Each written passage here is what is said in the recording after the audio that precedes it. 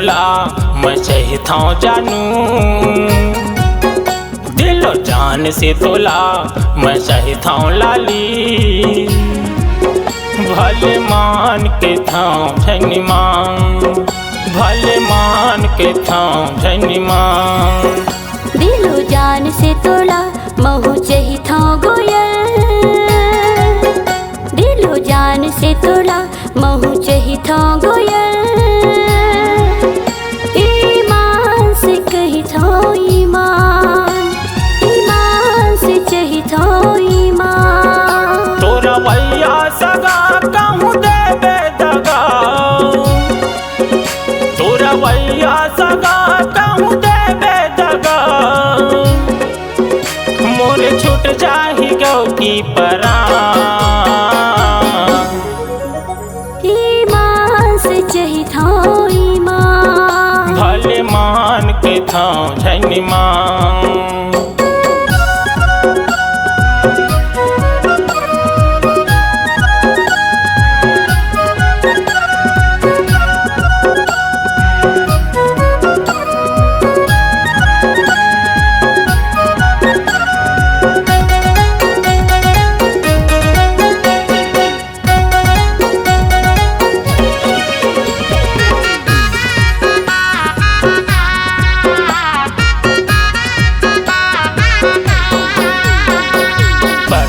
हवाए मोर दिल बेकरारी,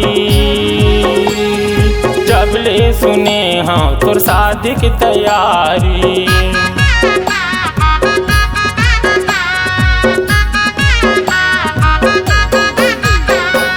जन्म जन्म के मैं करे वादा रे, साथ निभाहु नहीं बदले इरादा रे।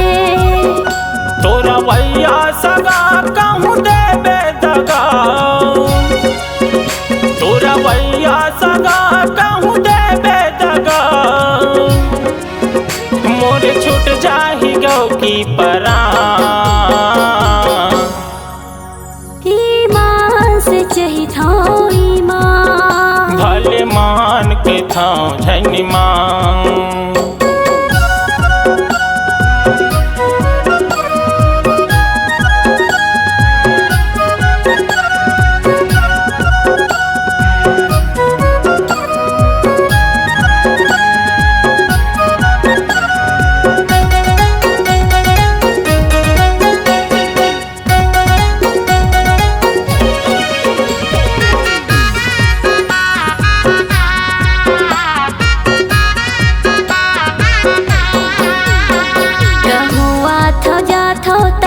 झन करे कर, दूसर की बात लते झन धरे कर।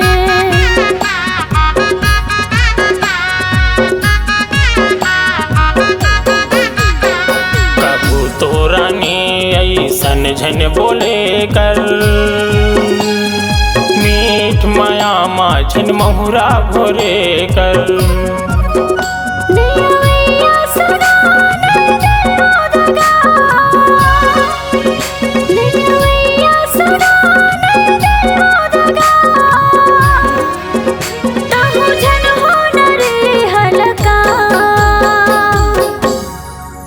भले मान के थाऊं झनी मांग, ईमान से चाहता हूँ ईमान। तोरा भैया सगा कहूँ देबे दगा,